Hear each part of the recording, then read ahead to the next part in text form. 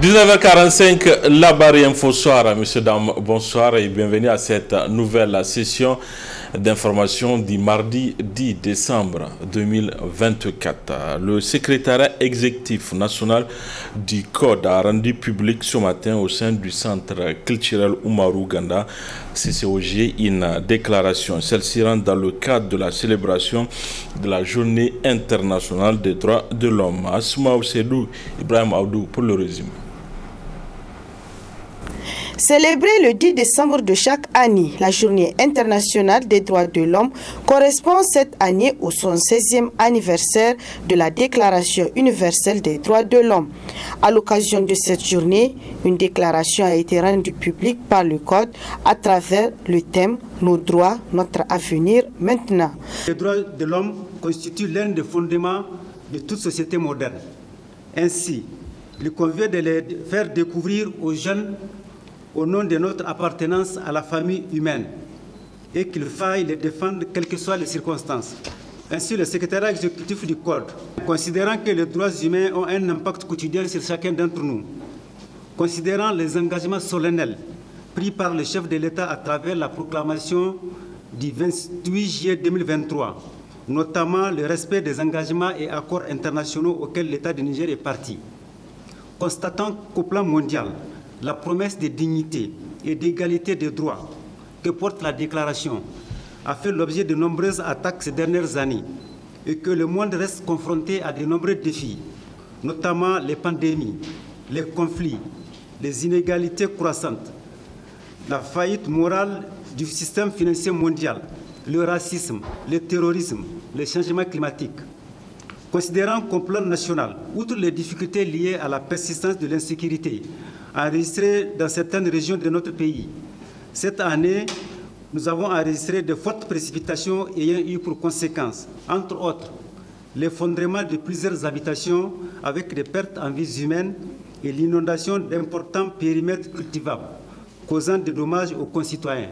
Au regard de tout ce qui précède, le secrétariat exécutif national du Code reste préoccupé par la poursuite des attaques qui continuent d'occasionner des pertes en vies humaines au sein des populations civiles et même des membres des forces de défense et de sécurité et lance un appel pressant aux groupes armés non étatiques en vue de déposer les armes. Réitère son appel au gouvernement à tout mettre en œuvre pour la concrétisation des droits humains en général et ceux énoncés dans la Déclaration universelle des droits humains, en particulier les droits civils et politiques dont l'effectivité se pose avec acuité.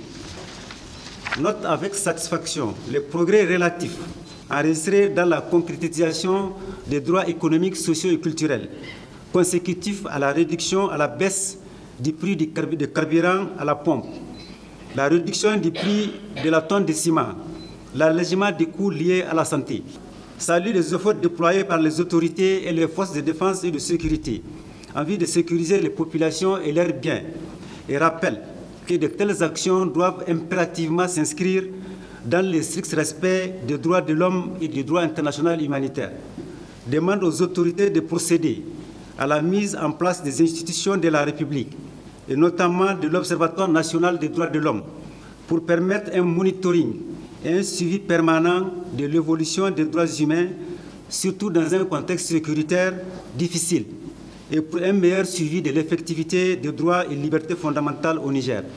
Demande à la communauté internationale de privilégier le dialogue dans la gestion des conflits internationaux afin d'éviter le chaos. Enfin, l'objectif visé à travers cette campagne est de voir comment les droits humains peuvent répondre aux grandes questions mondiales à travers une mobilisation universelle en faveur des droits humains. Tillabéri a abrité ce matin une conférence débat ayant porté sur le 116e anniversaire de la Déclaration des droits de l'homme, une activité organisée par le ROTAB autour du thème de l'édition 2024 qu'est nos droits, notre avenir maintenant. Le résumé avec Adam Soumana et Jibo Nourou. La capitale du fleuve Tillabéri est la localité choisie par le réseau des organisations pour la transparence et l'analyse budgétaire ROTAB afin de magnifier cette journée dédiée de par le monde aux droits humains. Plusieurs acteurs concernés se retrouvent ainsi dans cette partie du Niger en proie à de multiples violations des droits de l'homme consécutives au terrorisme qui sévit dans cette région. Occasion pour le premier responsable du ROTAP de lancer un vibrant appel aux autorités compétentes tout en faisant la genèse de cette célébration. Permettre à la société civile de jouer pleinement son rôle de contribution et d'acteur clé dans le cadre de la gouvernance de nos pays. Anniversaire de la Déclaration universelle des droits de l'homme, qui, vous savez, a été proclamée depuis 1948, après la Deuxième Guerre mondiale, pour que chaque être humain puisse aussi comprendre qu'il a des droits et aussi des devoirs.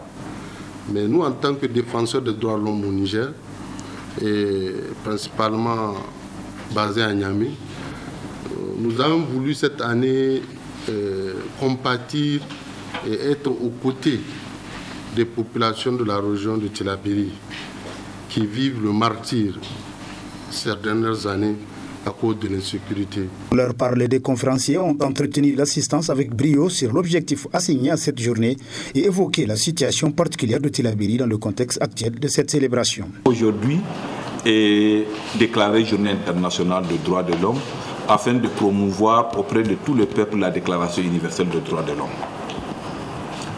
Donc, c'est autour de ce texte que mon intervention va s'accentuer. Et le thème de cette année, comme vous avez vu le constater, c'est nos droits, notre avenir maintenant. Chaque année, au moment où nous célébrons cette journée de Déclaration universelle des droits de l'homme, beaucoup de zones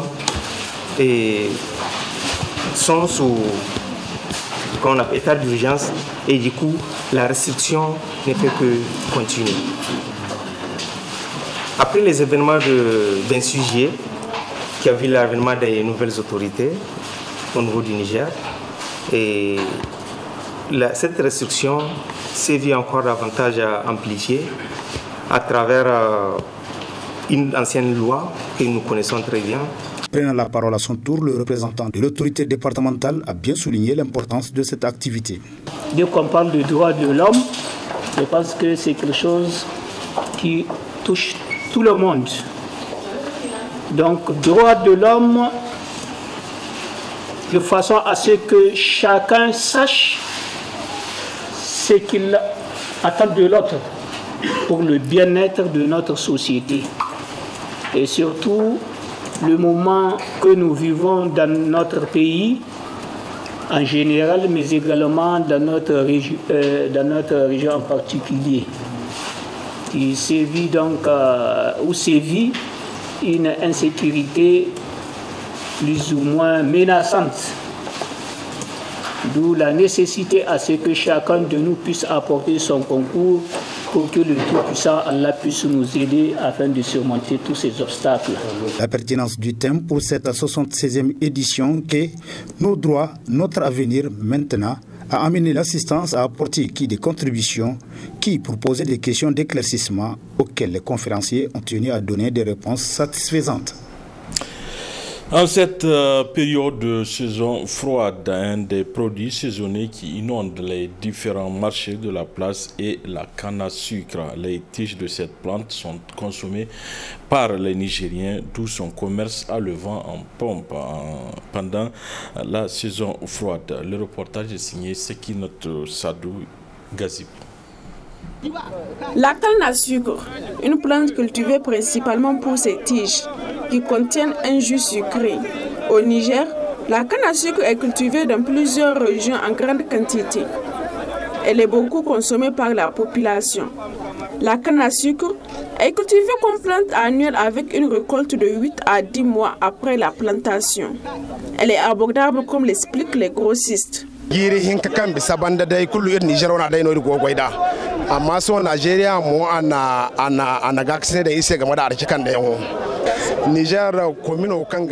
Cela fait 2 ans maintenant qu'on le prend chez nous-mêmes au Niger. Mais dernièrement, le Nigeria a commencé à le commercialiser. La canne à sucre est cultivée dans 3 communes du Niger, à savoir Karakara, Zabori et Gundu. On ne rencontre pas mal de difficultés en le transportant parce qu'on a fait des papiers et on les respecte ici au Niger plus qu'au Nigeria. On demande surtout à l'État de nous donner notre propre marché, le marché de la canne à sucre. On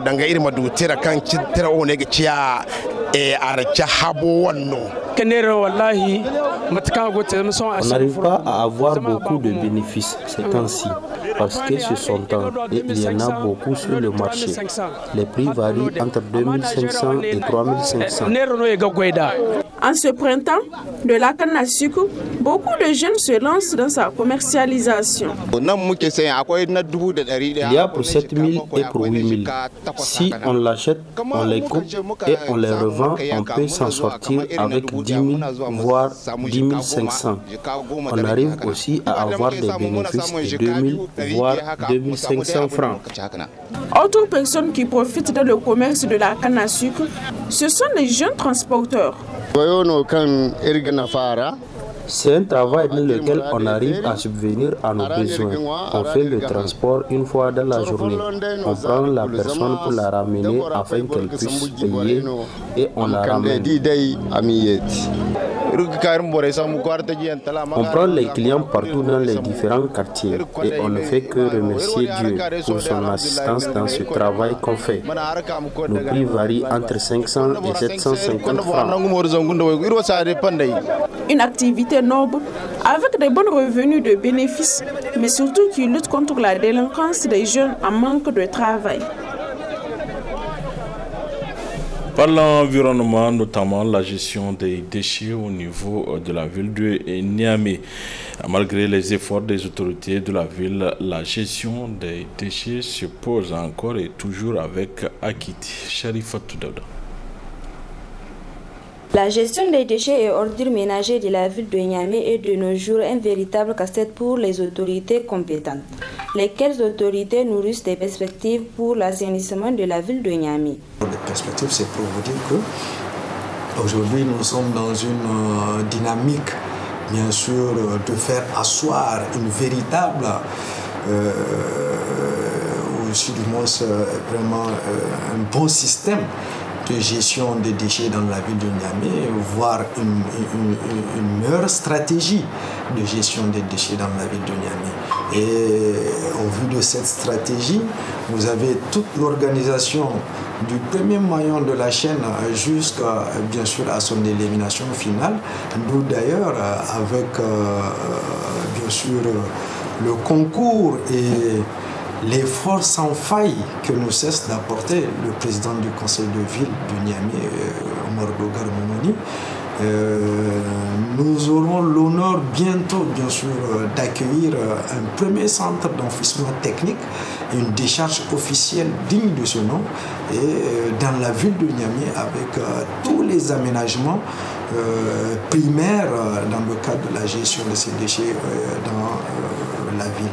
Et les populations verront naître un certain nombre de points de déchetterie, de centres de tri, de centres de transfert, donc des centres de compostage. Alors vraiment, et surtout du point de vue économique, ça va apporter beaucoup plus également à un certain nombre d'acteurs qui sont dans la filière et également ça sera source aussi de main-d'œuvre vraiment pour les jeunes désœuvrés et également ceux qui y résident dans la ville de Niamey.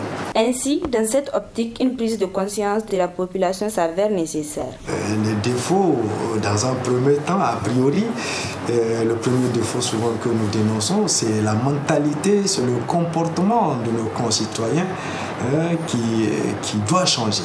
Aujourd'hui, ils doivent se dire que dans une agglomération telle que la ville de Niamey, au même titre que toutes les autres capitales de la sous-région dont on aime targuer souvent leur bien-être environnemental, alors aujourd'hui chacun doit prendre un engagement personnel pour dire que c'est ma ville, alors moi aussi j'ai ma contribution à donner. Donc en cela, chacun doit prendre un engagement fort intérieur en lui, en évitant d'ailleurs même, ne serait-ce qu'en prenant son sachet d'eau et de le jeter dans la rue. Il faut préférer le mettre dans la poche pour arriver là où il serait facile de le mettre dans un récipient étanche conditionné et destiné à ces effets-là. Enfin, pour l'hygiène de la ville de Niamey, il est du devoir de tout un chacun de prendre grand soin de stocker ses déchets et ordures dans les lieux où ils ne peuvent se propager et constituer ainsi un danger environnemental. L'hygiène bucco-dentaire, c'est cette science à laquelle se consacrent les dentistes, les spécialistes auxquels les Nigériens font moins recours, sauf en cas de maladie y afférente. Le reportage est de Ismaël Moumine. Organes composés d'émail, de dentine et d'une pulpe enchâssée dans la mâchoire, les dents servent à couper, déchirer et mâcher les aliments.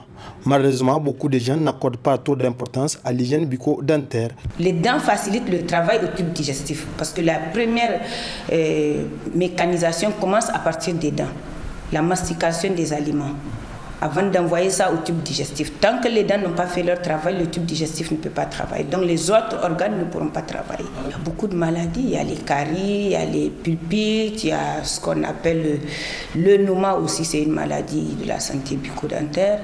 Le brossage des dents a une technique bien déterminée, comme en atteste la spécialiste. Le brossage, c'est la technique.